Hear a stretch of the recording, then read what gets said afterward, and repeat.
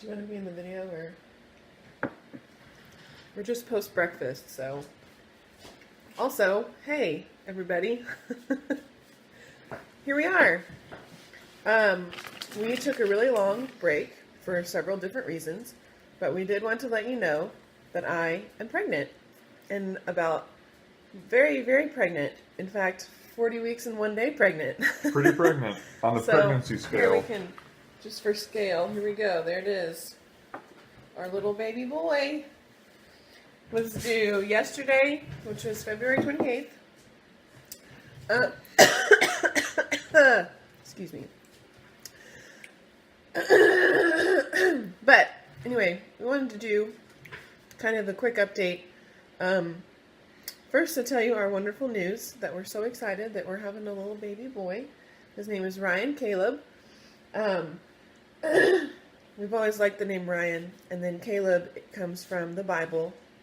Our pastor did this really cool sermon about how awesome Caleb from the Bible was and how he trusted in God's promises and God's faithfulness all the days of his life, and that is definitely our prayer for our little boy, so we thought that was the perfect name. Yep. So, we're really excited, and we're just waiting now. So, anyway, we did kind of not do any videos for exactly 9 months. I mean, there are several reasons for that. Sometimes, gosh, excuse me, I have a hard time following through with things. Like, I started doing all these really cute, like, bump dates on Instagram, and those lasted, I think we did 3 of them. Yeah. Which is fine with me. Yeah, because it was kind of a lot of work. I was just tired and sick and whatever. And then, honestly, part of it was because we had been, like, super open and vulnerable about the adoption pretty much the whole time we did all those videos. And I kind of finally just needed a piece that was just for us. And just not to, just to kind of hold it close and just kind of enjoy it on our own. And so, but now we're ready to talk about it a little more. And so we're going to try to go back and we'll talk about our transfer day and just kind of give you some of the highlights, because honestly I don't even remember everything that happened that day. It was like 9 months ago. It was like 9 months ago. Which is a long time. So transfer day was June 12th, 2018. Got up that morning, stretched, I ate my pineapple core. And then I think our appointment was at like 12:15 based on our other video that I watched yesterday to remind myself. We got there early. Will you take that away from him? Sure. We had a skunk incident last night, and so we're trying all these different food things to get our dog's mouth to not smell like skunk juice. So he got some canned food, and the bowl's kind of squeaky. Anyway, so we got there and checked in. Everything was great, and then we did transfer our remaining 2 embryos. They brought us the picture of, like, the screenshot, like, that they had taken at 8 o'clock that morning when they saw them. And one of them was, like, already hatching, which was, like, super cool to see. And they could show us the exact cells of, like, the baby cells. Like, these cells would be baby, these cells would be placenta. And then the other one was, like, really small and really not hatching well. And so they had used an artificial hatching. I think they just, like, it's like cracking an egg, I think. Yeah. And so they had done that. It was cool because the embryos actually thawed to a higher grade than they had been frozen. So, like we've mentioned several times before, like, grading doesn't mean anything necessarily, but it was just encouraging to hear that they were graded higher. They didn't tell us what they were, but we just know that she said, yeah, they actually thawed higher than they were frozen. So that was pretty cool. The transfer went great. It was perfect. We left. Tim was really funny because he's like, I think you should recline on the way home, just in case that kind of holds him in place. You know, just trying all the things to make sure everything works. And, so, hey, can't argue with success. So, we stopped at Chipotle because I felt good about eating that. It was really fresh food, and I'm team Chipotle these days. And then we just rested the rest of the day, and it was really awesome and fun. I had done some food prep.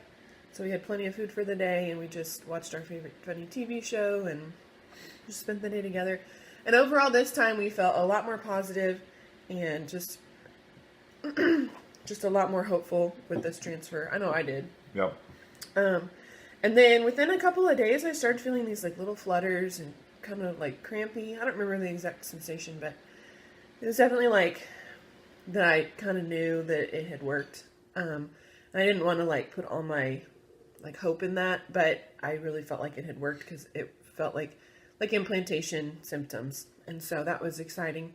Then we had our blood test. You think you're supposed to do it 10 days or 12 days later? It was 10 days. 10 days, but we did it early. I called him and was like, please, can I do it one day early?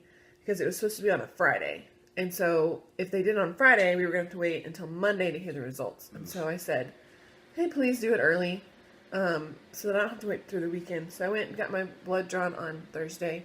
And then we got the results on Friday, June 22nd in the morning. And of course they called and said, all right, your HCG levels look really good, so you're pregnant. And so we both cried. And did you cry? Probably. I think I sobbed. I'm sure you cried. Yeah. And then we called I'm our a sympathetic crier anyways. It's not like you weren't happy. And then, so the next week I had to go back and do more blood work because they make sure that the HCG levels, was it double every 24 hours, 48 hours? Double every 48 to 72 hours, I think. So, I mean, that in itself kind of plays all kinds of tricks on you because our first number was like really high. I don't remember what it was. Then our second number was like super, super high, like more than the double. Yeah. And so we thought for sure that we had twins. And so that was really hard because like you don't want to assume, but then like you're really hopeful still. And yeah, I mean, we had read things that said that the numbers really don't matter, and as long as they're going up, and you can have low numbers and have twins, or have high numbers and just have just like one. grading. And yeah, so anyway, so then at 5 weeks, so when you have the transfer, you're technically considered 2 weeks pregnant, just how they do it. We can discuss that later. Yeah, that was been a point of contention, the whole labeling process. I propose a brand new numbering process. It makes no sense. Anyway, so by the time they found out, like they said you're pregnant, I think I was considered like 4 weeks and 3 days, or 4 weeks and something, 3.5. Anyway, so then at 5 weeks, a little over 5 weeks, 5.5, I started having miscarriage symptoms. And so July 1st, I think, I was just convinced that it was over. Like that was just it. And we rushed to the hospital. We called the doctor, our fertility clinic, and they said, yeah, just go ahead and go to the hospital. So we went to the ER, and they did blood work and an ultrasound, and it was just devastating because they wouldn't let Tim come with me for the ultrasound. And I think it's because of, like women are more likely to say my person is abusing me if they're not in the room. Yeah. Which was super sad, obviously, but I was just like devastated because I thought, oh shoot, I'm going to find out if we're having 1 or 2 and Tim's not going to be in the room. No. Not to mention I had calmed down by that point, but I had been hysterical earlier. So again, he cried and I cried, and she wouldn't even show me the picture, like she wouldn't even show me the ultrasound. It was a really tough time there. But I did get her to tell me, like, that she said, well, it looks like there's, at least one healthy baby in here. So at that point, we kind of had our first clue that we just had one. So they sent us home, basically, and said, your HCG levels are still going up. We did see, what's it called? Amniotic sac? Mm-hmm. Gestational sac? I don't remember what they called it. Anyway. A little black blob on the... So they were like, call your clinic tomorrow. So we went into Tim made me stay in bed that whole day, that next day. Wonder why. Because he loves me or something. Yeah, something like that. And then, so then we called our clinic, went to the clinic later the week, and they found baby. So they said he looked just fine. Of course, we didn't say he at that point, but. And then, at 6 weeks, so at that point, we were kind of like super weirded out because we were like, wait, are we still having a baby or no? And it's just kind of weird. But then he continued to grow. And then at 6 weeks is when I started really to start feeling sick. And so it was just like, I'd make food and eat it for dinner. And even now I can like taste the thing that, Like, I'd make dinner, and it'd be, like, super, super good, and then all of a sudden I would be like, I can never eat that again. If I ever look at that again, I'm going to puke my guts out. So, that was really fun for about 14 more weeks. So I didn't actually start feeling better until 20 weeks. So from 6 to 20 is when I started feeling really sick. And then kind of one of the things, like, other than that, pregnancy has just been pregnancy. There's been stuff that's been hard. There's been stuff that's been easy that I haven't had to struggle with, and I'm grateful for that. And then there's other stuff that I've been really super baby about. And, just kind of is what it is. The one thing that we did want to be kind of vulnerable about, which is kind of hard, and probably one of the reasons why I didn't want to do this video as soon, is because this has been really hard for me to acknowledge that we are not having twins. And part of it was because I didn't want a bunch of people to say, yeah, but at least you have one. And we are so grateful to have this little boy. Like, we're so excited, and I can't wait to be his mom. And so it's not like we're taking anything away. It's just that we really wanted twins, and it's really hard to have had adopted 4 embryos and have one baby from that. Like, we expected to at least have 2. And so that's been a really, really hard thing. And then not to mention, like, you hear all these stories about, like, ghost twins or something. And so, like, we even knew somebody who, like, had ultrasounds, and then they found one baby, and then at, like, their 18-week appointment, or, like, halfway through, they found another. Like, they found a twin. And so, like, every time we had an ultrasound, in the back of my head, like, it was just really hard every time just seeing one. And like I said, we're super grateful to have Ryan, and we can't wait. And the closer we get, the more excited we are. But at the beginning, and even now some days, it's really hard to know that we didn't get to have twins. And it's just something that, we're going to carry the rest of our lives, and we're going to remember all 4 of those embryos, and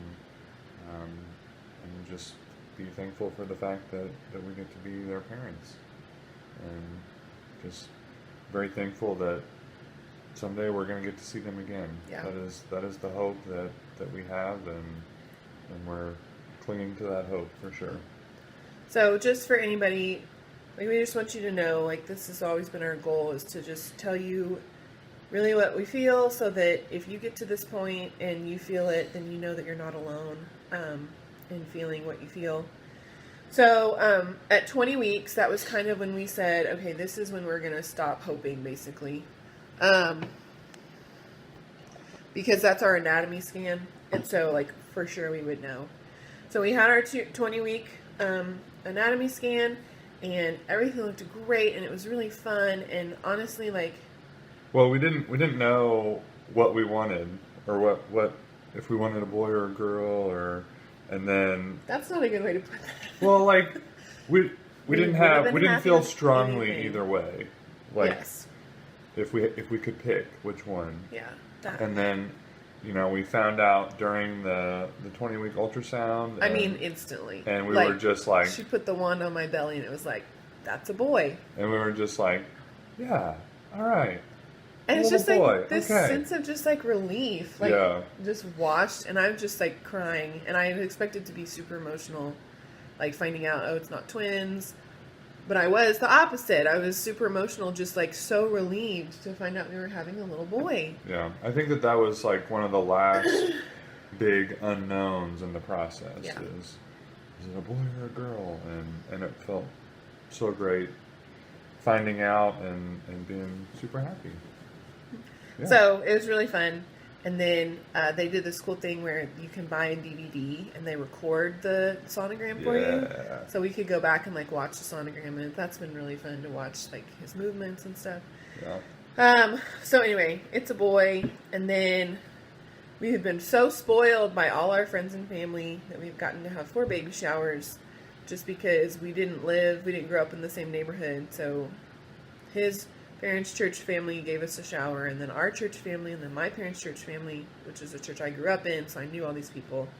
And then my school where I work gave me a shower. And so that's been super awesome to just, like, have all of you guys, I know some of you will watch this video, to just have all of you just carry your support through, because you guys have been so supportive of the adoption from the beginning, and you've just hung with us and prayed with us through our sadness, but you're rejoicing with us now that we're going to have this little boy, and so that's been super great.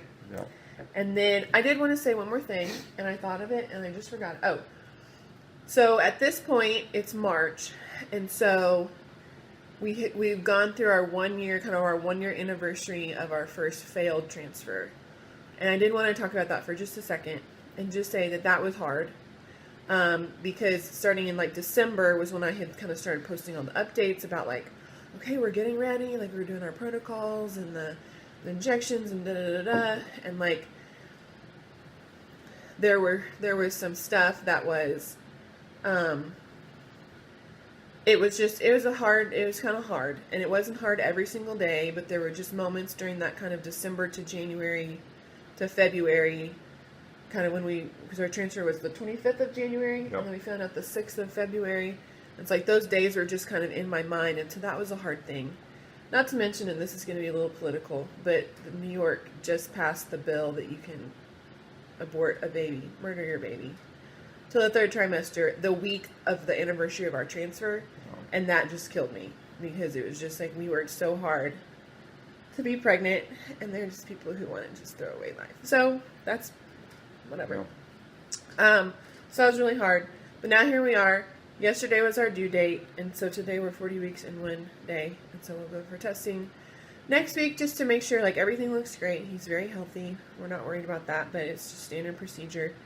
Then post date now is what we're called. That they'll do some testing just to make sure that he's still healthy and responding well to different things, and then that's it. And then, well, if he doesn't come on his own, which not looking like he's gonna want to do that. Yeah, he's kind of like, whatever. I'll be there eventually. Then we'll induce some in a few days, like a week or so, week and a half.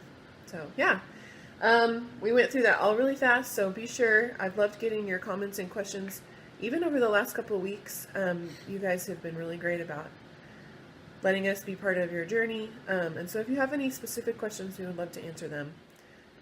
But we're really excited, and we're excited to share our wonderful news with you. And yeah. Yep. So there you go. Happy first day of March. All right. I guess we'll talk to you soon. Yep. All right. There you go. Bye.